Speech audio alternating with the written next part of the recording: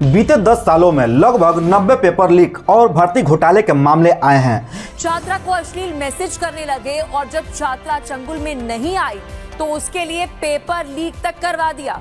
इसका मतलब जानते हैं कि हर महीने देश का कोई ना कोई युवा यह सुन रहा है कि भैया परीक्षा रद्द हो गई है। आए हैं यहाँ पे सीट ही नहीं खाली है। जब सीट नहीं था तो यहाँ बुलाना ही नहीं चाहिए था। हम लोग कितना दूर से आ रहे हैं, कैसे आ रहे हैं, कितना प्रेशर है, इन सबको तो पता होगा। जब इतने दिनों से कैंसिल होते होते अब पेपर हो रहा है तो एक दिन में ये क्या है। और अब यह किसी एक राज्य की कहानी नहीं है।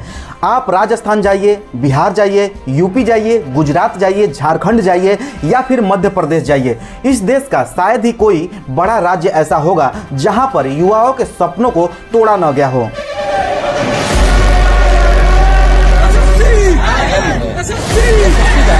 सेकंड और थर्ड शिफ्ट का एग्जाम कैंसिल हो गया। उनके भरोसे पर चोट न पहुंचाई गई हो और बच्चों ने आवाज उठाई तो उनकी पीठ को पायदान बना दिया गया। 10 से अधिक पदों पर एसएससी जीडी कांस्टेबल भर्ती 2026 की परीक्षा चल रही है।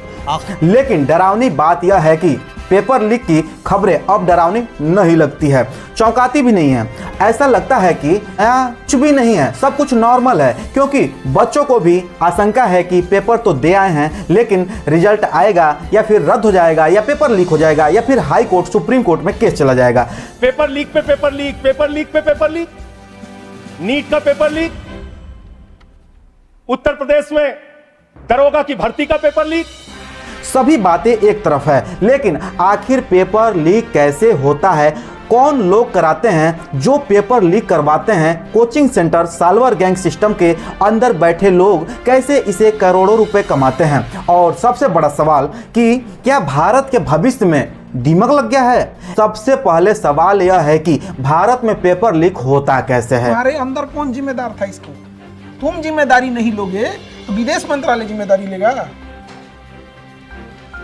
उसी ने ना वाला है, जबकि उसको पता है कि 24 में लीक हुआ है। अभी 24 के बाद क्या हुआ, 25 का पेपर बहुत टफ है। यह समझना आपको बेहद जरूरी है। जो स्टूडेंट हैं, जो छात्र हैं, उनको यह बात जानना आपको बेहद जरूरी है।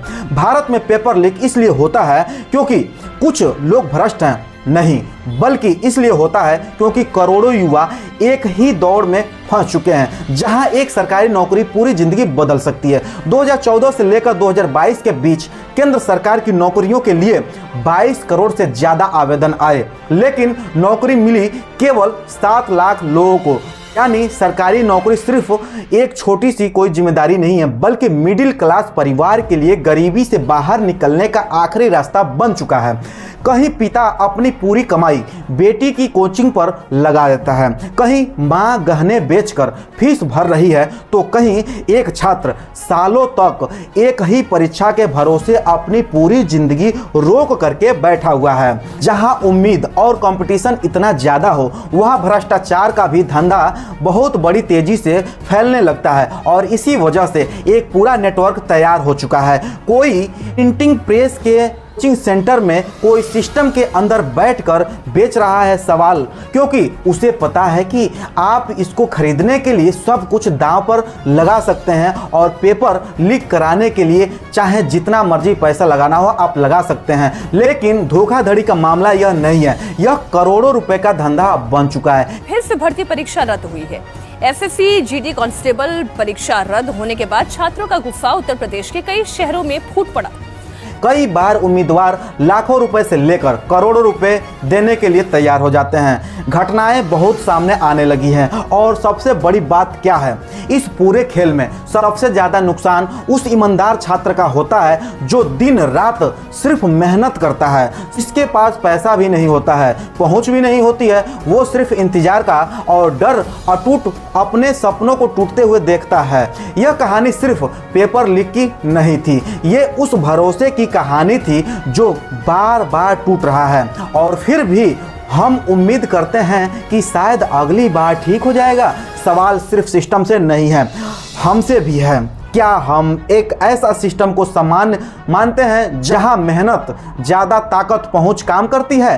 क्या हम हर बात खबर देखकर गुस्सा तो आता है लेकिन फिर भूल जाते हैं और यही पेपर लीक कराने वालों को मौका मिल जाता है, सब कुछ बाद में नॉर्मल हो जाता है? क्या आने वाली पीढ़ी के लिए ईमानदारी से परीक्षा देना सिर्फ सपना हो जाएगा? यह बहुत बड़ा सवाल है और ये डरावना भी सवाल है। इसलिए आज जरूरी है सिर्फ सवाल उठाने की नहीं बल्कि सरकार से जवाब मांगने की। क्या जब तक जवाबदेही नहीं है, जब तक जवाबदेही तय नहीं होगी, तब तक हर नया पेपर लीक सिर्फ एक अखबार बनकर रह जाएगा, खबर बनकर रह जाएगा और हर छात्र उस दर्द से पिघलता जाएगा? इसका मतलब मेहनत होना चाहिए, ना सिर्फ सिस्टम की पहुंच तक। डार्लिंग, तुम्हारे लिए पेपर आउट करा दिए हैं, मैं तुम पर फिदा हूँ।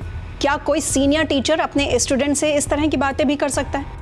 लखनऊ यूनिवर्सिटी के जूलॉजी डिपार्टमेंट से एक ऐसी शर्मनाक कर देने वाली खबर सामने आई है जिसने पूरे शिक्षा जगत को हिला कर रख दिया है।